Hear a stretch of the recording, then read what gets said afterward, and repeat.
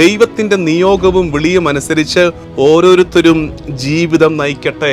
നമ്മളൊക്കെ ഭയങ്കര ഹാർഡ് വർക്കേഴ്സാണ്. എനിക്ക് തന്നെ അറിയാം, ഒത്തിരി സുഹൃത്തുക്കളുണ്ട് ശരിക്കും കിടന്ന് കഷ്ടപ്പെടുന്നുണ്ട്, പാടുപെടുന്നുണ്ട്. പക്ഷേ നേരത്തെ പറഞ്ഞ ആ വാക്കില്ലേ, ഇഫക്റ്റീവ്നെസ് ഇല്ല, റിസൾട്ട്സ് ഇല്ല. അപ്പൊ ചോദിക്കേണ്ട ഒരു ചോദ്യം, കർത്താവിനെ കൂടാതെയാണോ ഞാൻ ഈ കഠിനാധ്വാനം ഒക്കെ ചെയ്യുന്നത്?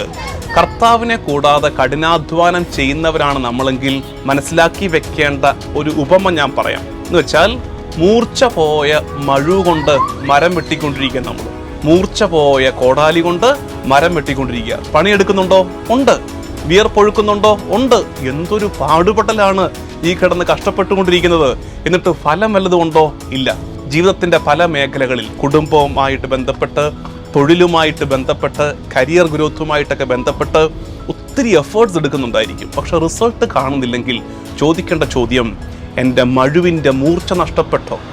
എൻ്റെ കൂടെ കർത്താവിൻ്റെ സാന്നിധ്യം ഇല്ലാതെ ഇരിക്കുകയാണോ? മൂർച്ച കൂട്ടാം.